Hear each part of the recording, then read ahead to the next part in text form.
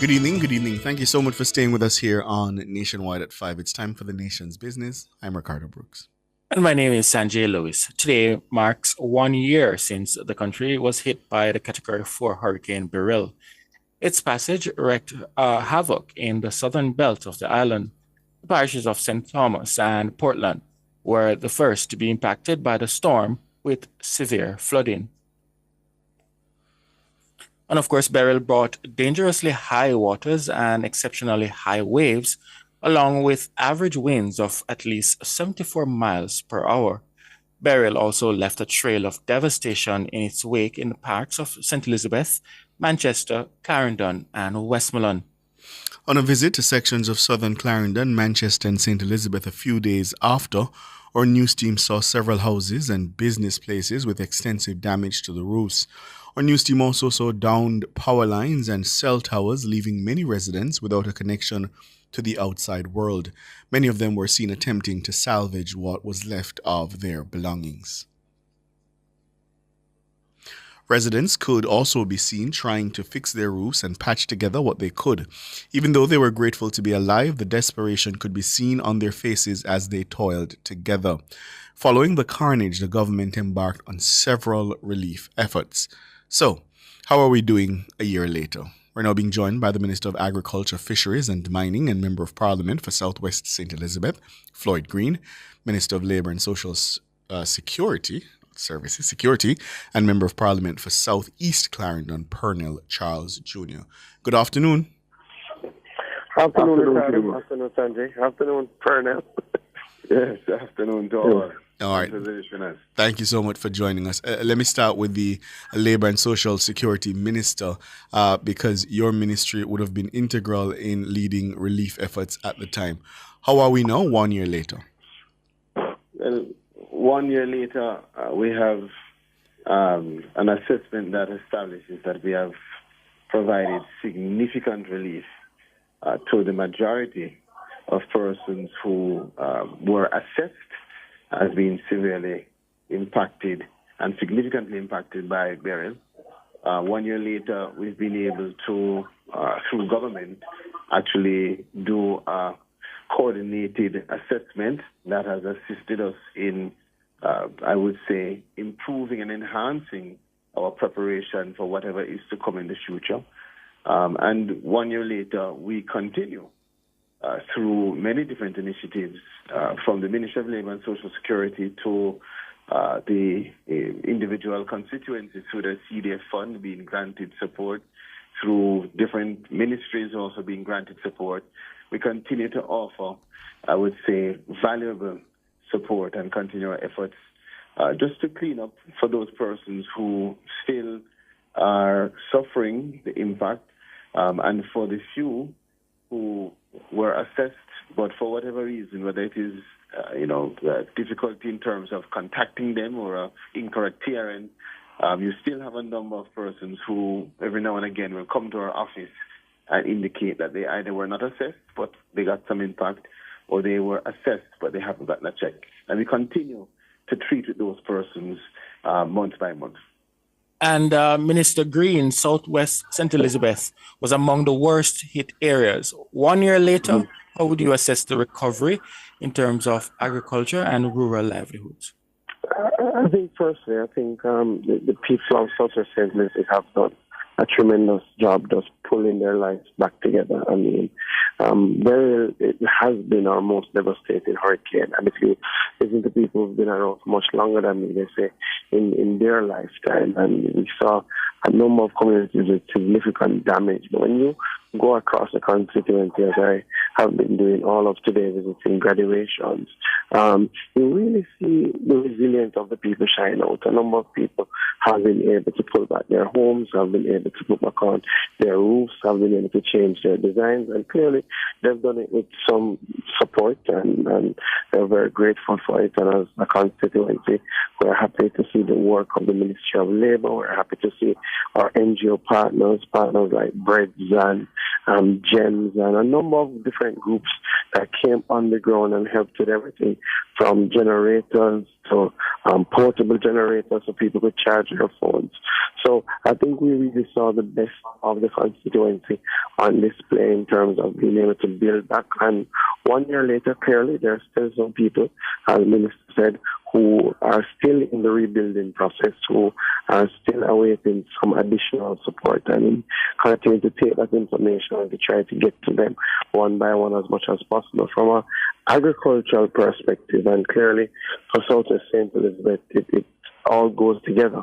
As a major agricultural belt, we were extremely hard hit, but definitely the ministry has equipped itself much better to treat with these disasters. So proactively at the start of last year, we had procured seeds, we had procured some inputs, preparing for the hurricane season. So literally 2 weeks after Beryl, we were able to gather in a church in Roxfield, in Flaggerman, in Southwest St. Elizabeth, and started handing out seeds and started encouraging our farmers to get back up and running. And definitely, our farmers answered the call in a big way. I mean, they did suffer other blows throughout the course of the year with Tropical Storm Raphael. When you look at the agricultural sector overall, I think the level of comeback and the speed at which we've been able to rebound is really something to talk about. And Minister, just before I go back to your colleague, Minister Pernille Charles Jr., 3.1% is what Statin is reporting in growth for agriculture, forestry, and fishing for the first quarter. You must be welcoming these numbers. Absolutely. We are very proud of our farmers and our teams, our RADA team, our AgriInvest team out on the ground engaging our farmers. This is, Beryl was 1 year ago, and then we had Tropical Storm Raphael in November. So a lot of people never thought we would be able to get back to growth in the January to March quarter. And, people say all sorts of things about what's happening, but the numbers, quite frankly, speak for themselves. And what we have seen in the January to March quarter is our biggest January to March quarter for domestic production ever. So we passed what was our highest in 2022, which was about 218,000 tons, and we're now over 220,000 tons. So we are really proud of the work of the farmers and our entities, as I said, the work of the RADA team, JAS, who works with us, and also all the support we got from private sector and NGO groupings to provide direct support to the farmers, like Food for the Poor, to help them get back up and running despite multiple blows. Mm-hmm. And Minister Charles Jr., what are some of the major challenges your ministry faced in terms of mobilizing to get people the assistance?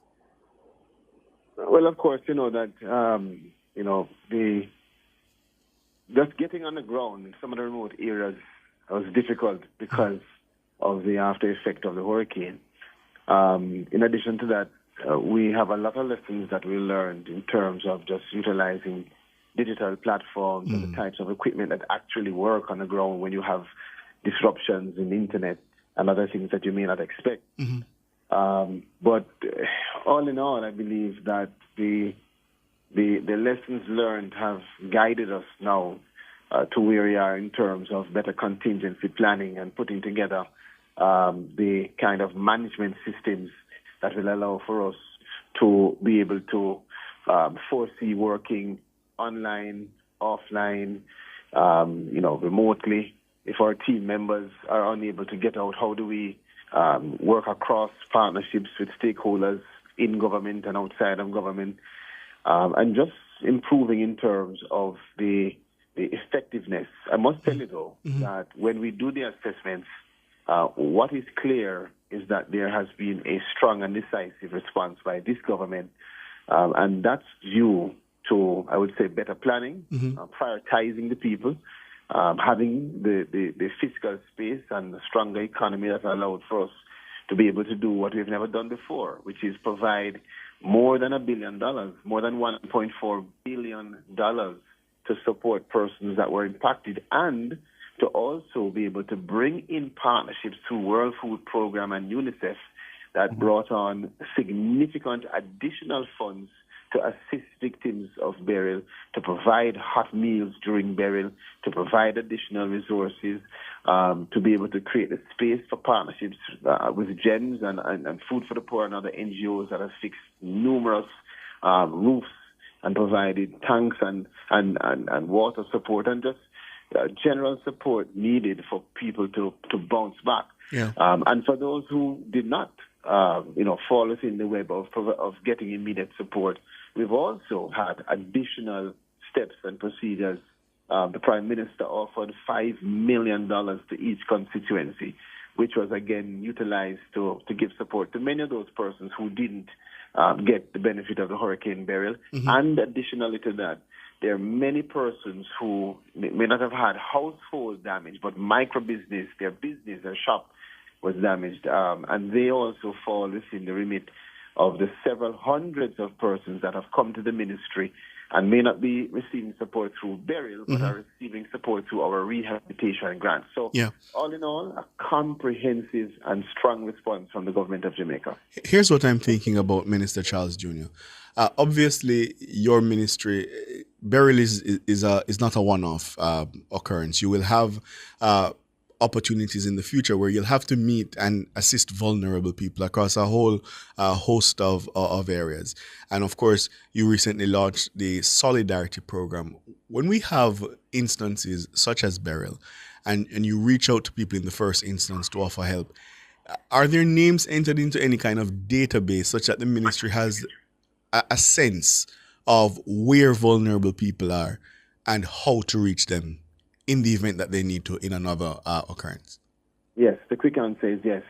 And a part of what we're doing now, even with Solidarity, is to build out that database and to use data analytics to ensure that the allocation and disbursements of our human, our human element and also the resources is much more effective and deliberate. And we've learned those lessons as well. So, for instance, even with persons with disabilities, part of what we're doing now in terms of rolling out this new application is to be in a better position in the future to identify where is the person, what is the disability, and what support will be required based on the circumstances. So yes, we do keep those records, and we are digitizing, and we are putting ourselves in a position to utilize innovation and technology to always improve and enhance. And Solidarity, that program, is also structured to further assist us in terms of collecting data, but to ensure that that data is not sitting down, but rather through analytics, it's going to be utilized to help in terms of policy, programs, and operation. Happy to hear that. Minister Green, I'm going to take part of the question, and I know Sanjay wants to take part of the question. You talked about the criticism of agriculture. You're running against a woman who made very specific criticisms of you. She described you as fenke, and she also described you as not doing anything for farmers. I want to hear your response to that kind of criticism coming from the heart of your own constituency. Well, I've always found that in these times when we go into the political season, people say all sorts, people make all sorts of wild assertions. I've never been one to respond. I've always felt that the work on the ground that I do as Member of Parliament and as Minister of Agriculture speaks for itself. And sometimes you have the numbers that come to show that you don't have to really talk about it. As I've always said, with agriculture, you see it. You know when there are shortages, you see it in the prices, you see it in the marketplace, and you know when production is back up. And again, you see. But there's no question that the work that has been done around agriculture and across the constituency, that it is the most comprehensive, extensive work that has ever been done. But again, I wouldn't want to respond directly because I don't believe in a tit for tat. But I will say a couple of things on the agricultural side. I think when anybody looks at the work that we've done around water, irrigation, both across the country in terms of the amount of money that has been invested, about $10 billion over the last 6 years to expand irrigation networks in Parnassus, irrigation networks in places like Amity Hall, in Trelawney, but even in my own Southwest St. Elizabeth, when we came to government, there were no water trucks. So even when we had times of drought, the NIC never had the capacity to even do trucking. Now the NIC has 4 water trucks, in fact 5 water trucks that are operational now. And we've expanded the irrigation network into places like Downs Valley, into places like Short Hill. We're now on the cusp of the PJ Plains irrigation scheme, having already done the feasibility study, having already done the cadastral mapping, having already done the surveys, and the Prime Minister will take steps to break ground for PJ Plains next week, Friday. So again, I think fundamentally, the work will always speak more than what can be seen as just political banter and chatter. And, we never pay that any attention. Well, just this afternoon, Minister Green, your opponent released another video on social media claiming that some individuals in your constituency are being sabotaged and have not received access to water that you just mentioned simply because of the party they support. And she also went further to say that some farmers feel that they've been placed on the backbench and not received the necessary assistance, again, because of the party that they support. You see, and again, I've always made it my point of view to never to politicize these things. We have established systems that we operationalize to rather, long before there was talk of drought, you would have heard me indicate that South St. Elizabeth, South Clarendon are in drought, and the ministry would have taken proactive steps to allocate over $100 million in total support to provide immediately $10 million worth of trucking for farmers to get. And we said to farmers, contact RADA. And again, the RADA teams are on the ground, and you will always find in any form of distribution system, you will always find that everybody doesn't get at the same time. But again, to try and put political undertones to it is just downright wrong and untrue. And that has never been the case. I've been member of parliament now for 2 terms, and it has never been the case that we distribute on any sort of political basis. At the end of the day, I say to the farmers, we don't ask what is your politics in farming, because when they do well, the country does well, and the Minister of Agriculture looks good. That's the reality. So we try to reach to all farmers all the time, and people will say, there are still challenges. We will never ever say that there are not still challenges, and we are now in a drought. So it does mean that some of our farmers are struggling because we do have a lot of farmers that depend on rainfall. That is why the PJ Plains irrigation scheme, which will bring water from the Black River, which has been promised from the 1970s, that will fix some of those problems over the next few years, and we are ensuring that comes to fruition. So, again, what you will find in this time is a lot of political speak, a lot of falsehoods, a lot of propaganda, and you can always take a situation that is genuinely a difficult situation and try to turn it into a political win. I have never practiced that politics, and I don't believe that's the sort of politics that Southwest St. Elizabeth wants to see, but we are seeing a different type of politics emerge. But I know it will be shunned, and very soon we'll put an end to it. And let me ask you this, because an outsider who listen to Dr. Wellington's comments may come away thinking, are there tensions on the ground? Is something happening in Southwest St. Elizabeth such that she felt the need to essentially sound and forgive me, the trumpet of war? So let me ask you, what's happened, despite your classy response just now saying that you will not engage, what's the situation on the ground such that she feels that is where the race is now? Well, let me say a couple of things.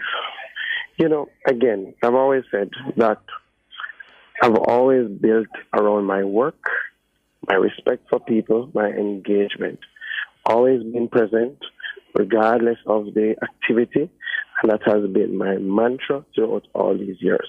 And we've continued to do that. I think, unfortunately, it does appear that there's a level of desperation setting in. And maybe because there's just not the amount of traction that one is looking for. But I have gone through 2 election cycles now. I came in as opposition. We never had these issues. We never had any sort of rhetoric of this nature. We ran strong campaigns. Southwest is a very robust place. when it comes to politics, but nothing of the sort was ever even mentioned. And again, came up against another formidable opponent, somebody with strong roots in the constituency. A lot was being said about how I would fare, but both of us ran respectful campaigns, never tried to over-politicize the issues. Of course, there are the criticism that goes around from both sides, but you can do it in a respectful manner. And that has been the hallmark. And again, I think, unfortunately, where people are not getting the feedback that they want, they try to up the ante. But nonetheless, we remain focused. We are sticking to the task. We continue to do the work. I would have been at multiple graduations today, engaging with our students, looking at how we can establish resource rooms. And I do want to say quickly that the Ministry of Education, I think, in Southwest St. Elizabeth, did a very good job of ensuring that all the schools that had suffered catastrophic damage were back up and running for the September term. And that is part of the work that we do, the sort of advocacy, the sort of engagement, the sort of prioritizing things like education. And I think once you do that and you remain consistent and humble and genuine in your service, then there's very little to worry about. So as you have seen, our campaign, our approach hasn't changed. We engage our supporters and those who don't support us the same, and we will continue to do that because this is about representation, this is about service, and this is about creating a better Jamaica, and we will always put Jamaica first and choose Jamaica in what we do. Mm-hmm. Given the tone of the recent remarks and the potentially heightened tension, do you have any plans to reach out directly to your opponent in the interest of maintaining a respectful and peaceful campaign? Well, our campaign will always be respectful. Our campaign will always be peaceful. We've run 3 campaigns now, and there hasn't been a challenge, right? So, again, I think by how I consistently engage, people appreciate that I won't be the problem, and the team that I lead, we will never take that approach because there are certain things that are just not worth it. You do not listen. Thankfully, I was born after a time that Jamaica went through some of its worst. And having heard about that time, there is absolutely no thought in my mind, it has never crossed my mind that the political process could ever reach to that stage where we get back to that.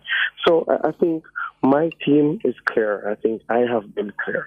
And I think people have seen that in Southwest St. Elizabeth. So I don't think there would only be need for outreach if there's something for me to clarify or something that needs. But I think in terms of how we have engaged, I've always maintained respect. And that is just naturally who I am. This is not a political thing. And I think who you are shines out in political activity, right? When you get in the cut and thrust, who you are shines out. And I've always tried to maintain the values that have been instilled. And where there have been errors, I've been want to fess up. But who you are stands out. And we will continue to run a respectful, engaging campaign. In fact, I would even say we've really started campaigning. So, there's a lot more to come in terms of putting out all the things that we have done over the past years to transform Southwest St. Elizabeth and understanding that all has not been done. There is more to be done, but only one government, only one political party, and definitely me as MP have shown that we can get it done and will.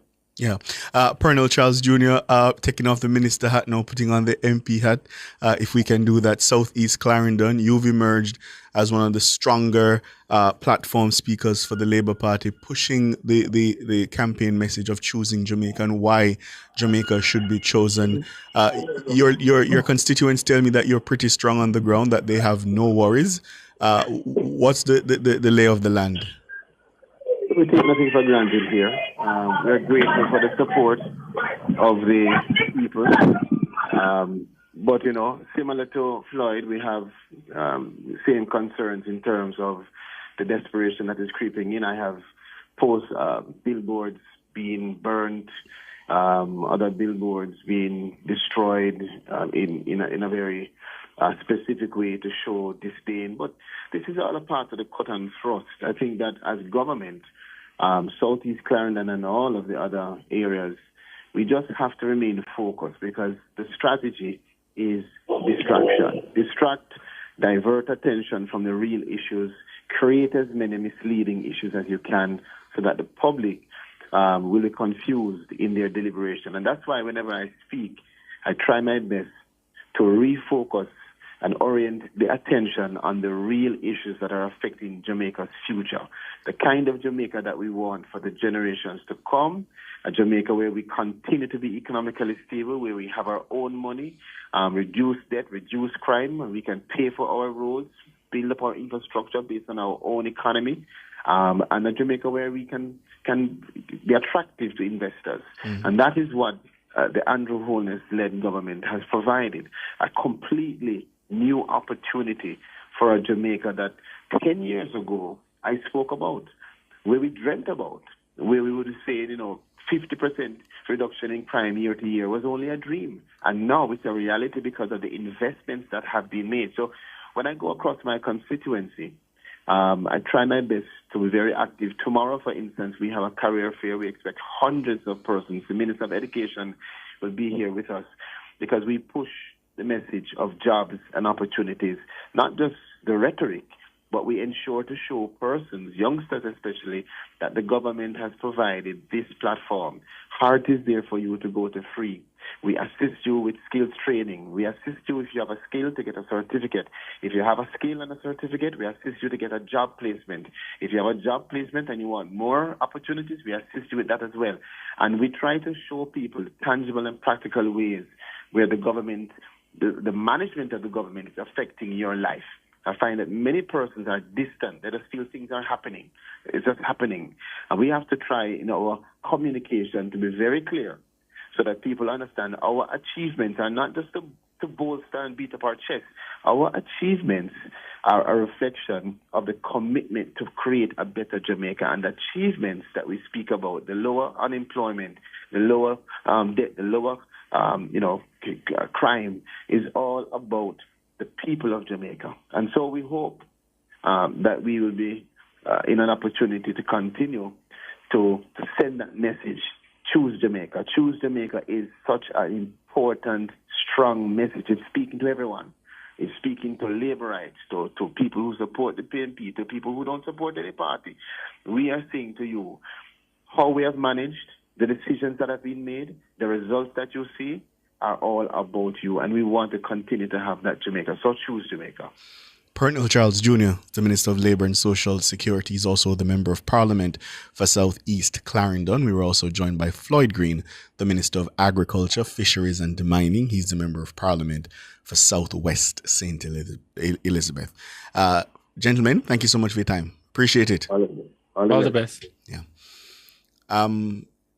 Very measured, calm response from Floyd Green.